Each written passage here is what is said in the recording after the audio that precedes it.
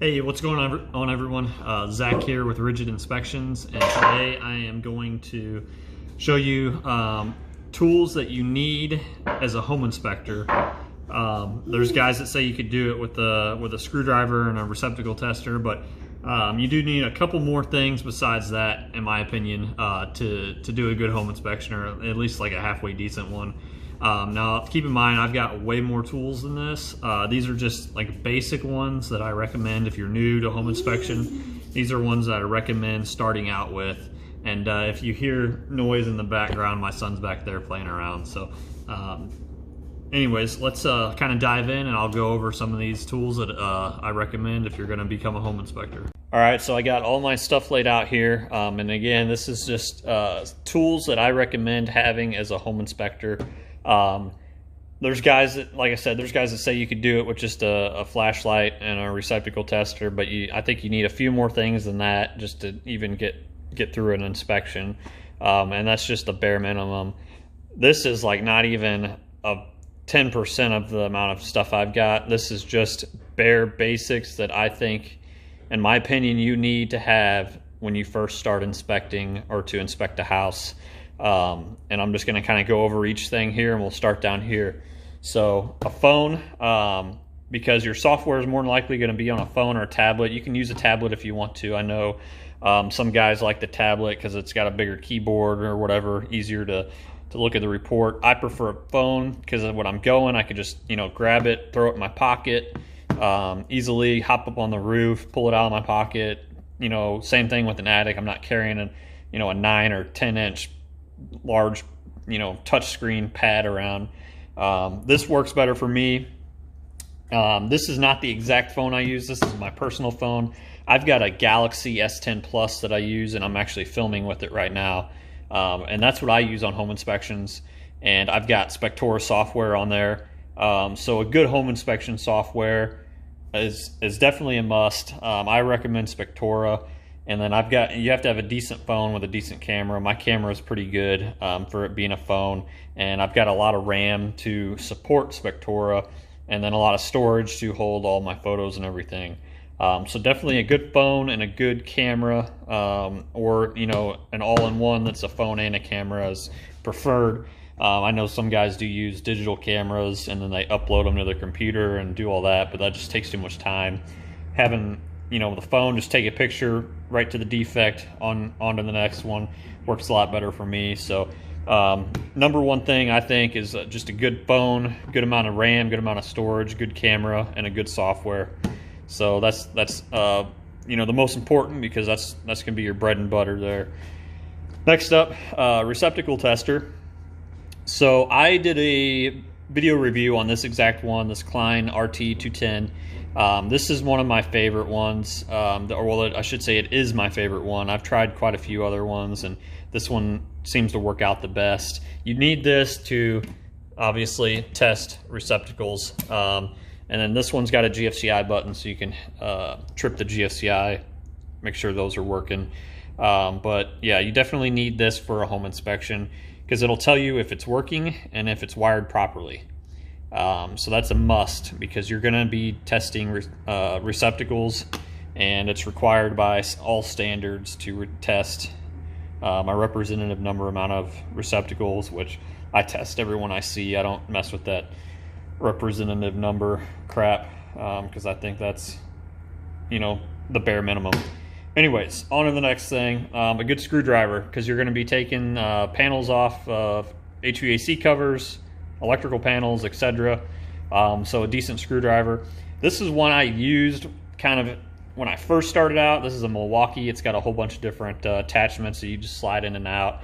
And then the cool thing about this one is it's got a little ratchet part. Well, it is a ratcheting little hand driver, but this is an 8mm on the top socket. So like furnaces, that's usually what they have. Some electric panels have it, not all of them, but makes it easy to get the furnace bolts out real quick, and it's pretty easy to swap out the bits. So that's if you're on a budget, and if you're old school, you like to hand screw stuff, that's what I recommend. If you're not on a budget and you like to get stuff off fast, I recommend like a power driver.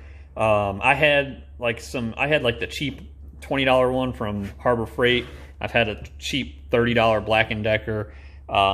They work okay, you know, they're pretty good, but sometimes you get panels and covers that the guy who was there before used like a torque gun or something, or wanted to be Mr. Strong Guy and, you know, freaking nail those screws in as tight as he could, and those, you know, I couldn't get those out with the cheap drivers. So I got this DeWalt. It's the new Atomic 20 volt, so it's a little smaller than like the old driver, but it's got a bunch of different settings, so I can, you know, crank up the torque if I need to get some screws out that are in there pretty tight. But I keep mine about a 5 or a 6 to put them back in. That's enough to get the screw back in, but it's not too tight to where you know, the next guy's gonna struggle getting stuff out. So a good screwdriver, like I said, you could use a hand one. I chose to go with the power one with the DeWalt here. It just works out better for me. Next up here, we've got flashlight, and I went over this exact flashlight in a review too, and I'll link the video to this and the video to the receptacle tester in the description below. But definitely a good flashlight is required, because not everything's going to be lit in the house, especially the attic, and you need a good one to go through the attic with, which I use a hand flashlight in the attic, but I also have a headlamp, and I did a little review on that too, which but you know, a headlamp's not required, but a flashlight definitely is, because there's going to be times where you're going to need to use it, different things that are dark areas. Flashlight is definitely a requirement for a home inspection, in my opinion. So get you a good flashlight. I like these. I get a 2-pack, I think is like $15 or something like that, and then I use rechargeable batteries, and they seem to work out pretty good for me. So, you know, feel free to check out that video. You can't lose paying $14 for 2 flashlights. So I'd recommend just going on Amazon. I'll link the product link in the description too. Go on Amazon, purchase these. You won't regret it. Great light. What I like about these is that, you know, zoom in and out, and they're very bright. Next up, moisture meter. Now, I didn't have a moisture meter when I very first started inspections, and I kind of think that was a mistake on my part. I did get it within a couple months of starting, but I did do houses without it. And this is a must if you see any kind of moisture staining. You could see it kind of gives you the levels here. But I've had a General Tools one, and it worked out pretty good. But I looked at reviews on this X-Tech one, and it had good reviews. And for the price, I mean, I think it's like, I want to say this thing's like $80 or something like that. I'll link it on Amazon. But this has been an awesome moisture meter for me. I could turn it on here and just kind of go over it real quick. But basically, if you see a stain on a wall, this is to verify whether it's active or not. So you could put it on different settings. It's got wood and concrete settings. Basically, just go up to something, put it on there. You know, this wall here, it's dry, 8%, 9%. That's typical for drywall. But once, you know, if you hit something and it's upwards of 30+%, then there's some active moisture issues going on. And that's when you need to write in your report that you got some active stuff going on. But moisture meter, definitely a must, in my opinion, for a home inspector. Just so that, you know, you can confirm whether staining is active or not, or if there's active moisture in the stain or whatever. Next up, voltage detector or voltage tester, whatever you want to call it. I got this Klein Tools one, which I did a review on this as well, so I'll link that in the description below. But this is a must, because you never want to touch anything that's live. And if you see wiring in like an attic or a basement and it's just hanging out, it's not in a junction box, there's no caps or anything on it like that, you're going to want to test that. You're going to want to test that to see if it's active or not. and this is going to help you do that. This has a couple modes, which I go over in the review video. It's got low voltage and regular voltage, but this is a must in my opinion. Can't go wrong with it. I'll link it in the description so that you guys can get it. And I get like 95% of my stuff off Amazon just because it's convenient. I've got Prime. I can get it next day or 2 days most of the time, and it's usually cheaper on Amazon anyways. So yep, voltage tester, definitely recommend having that when you're starting out. Tape measure. So I don't really know if I should explain this or not. I mean, it's kind of obvious why you would need this. Measuring, you know, baluster width if you think something's off. Measuring joist size, because I know, at least in Illinois, you got to describe the joist type and size. So, you know, whether it's 2x8, 2x10. And if you're just starting out, it's going to be a little more difficult for you to just look at it and know what size it is. I don't have to, you know, measure them anymore, just because along the way I've kind of learned to just look at it at the joist and then, you know what size it is. But, you know, drops, if there's a porch or a deck and it's got a drop off with no railing, you can measure, you know, from the floor of the deck to the ground and see, you know, if it's in requirement of needing a handrail, various stuff like that. You know, I use it sometimes, but my clients use this a lot too. So, you know, they might show up to the inspection, they forgot their tape measure, you know, just toss them this one.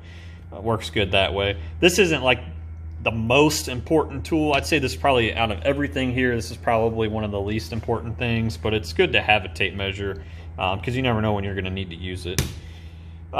Next up, we've got a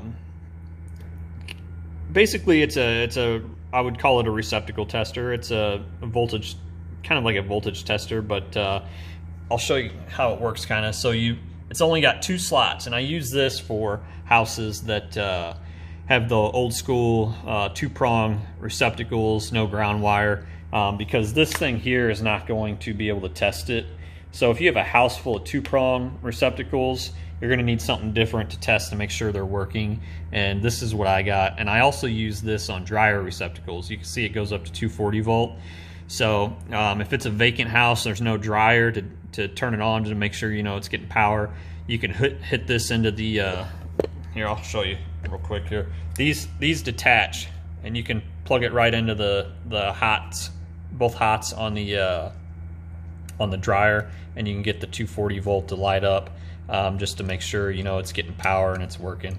But the main thing I use this for is homes that have the 2-prong ungrounded receptacles, and you could see, let me see here.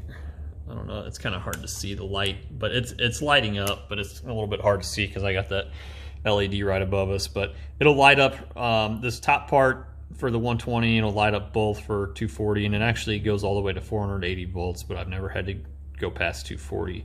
But this is a must because you're going to run into an old house that doesn't have grounded receptacles, and then how are you going to test the receptacle if you don't have this? You're not going to be able to. So definitely recommend grabbing this. I'll link it in the description below, so you guys can purchase one of those.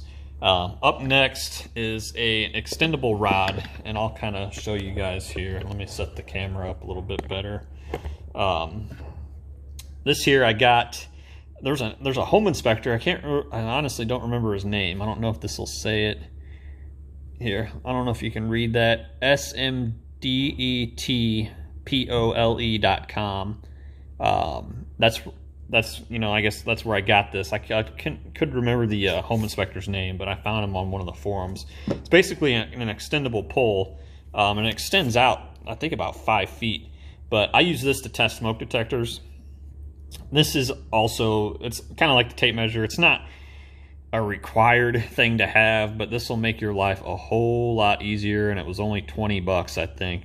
But it's got a little end on it, and once it extends out, it's pretty stiff to where you could put a lot of weight or a lot of pressure on it to push up on the buttons of like a smoke alarm or carbon monoxide alarm, just to test it, so you don't have to grab a ladder, go over, climb up the ladder, hit the button, you know, all the way through the house, and especially if you got a bigger house that's got, you know, 10 plus alarms.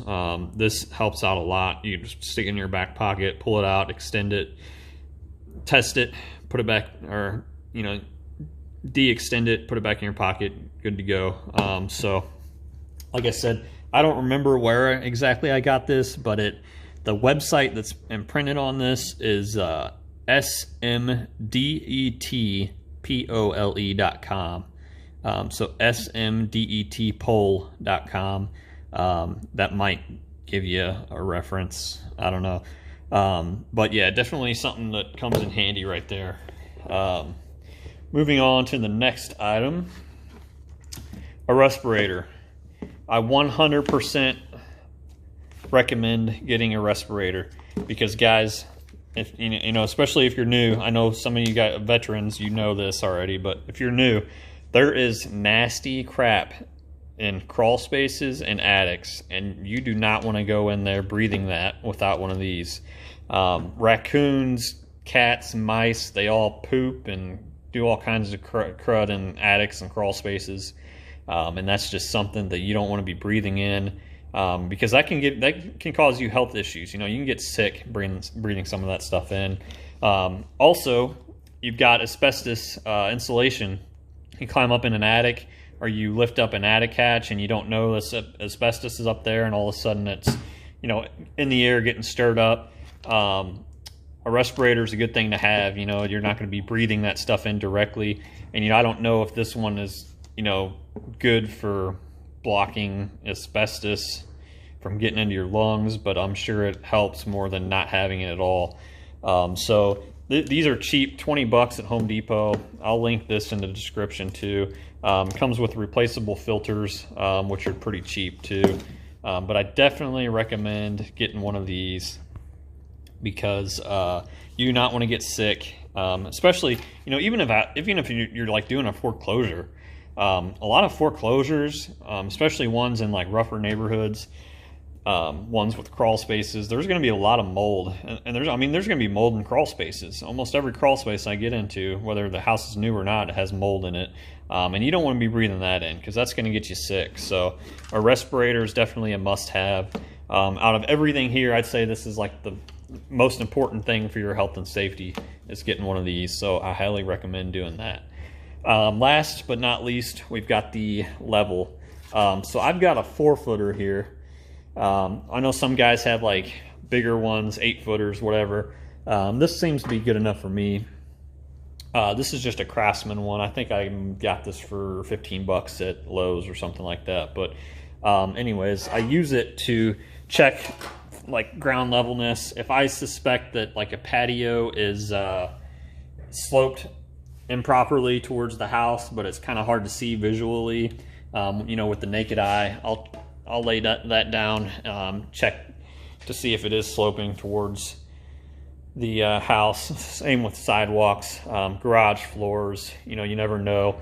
And then on the interior, if you suspect the floor is sloping pretty good, you can use this just to, you know, verify, take a picture of it. That way you got, you know, confirmation for the buyer and seller and agents. But that's something I definitely recommend getting, because you're going to need this. I don't use it every day, but I use it at least probably once a week, I'd say.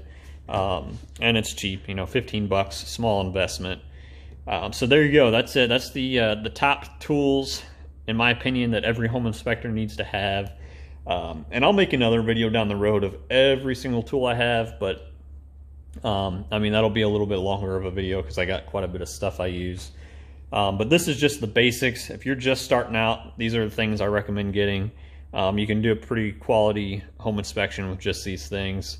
A lot more so than just a receptacle tester, flashlight, screwdriver. So hopefully you guys enjoyed. Comment below if you have any questions on anything, but I'll link everything in the description. That way if you want to purchase the same stuff I have, you can do that. And I'll also link the review videos to the stuff that I've reviewed, so you guys can watch those and kind of see what I think about each item. Thanks for watching, and we'll see you on the next one.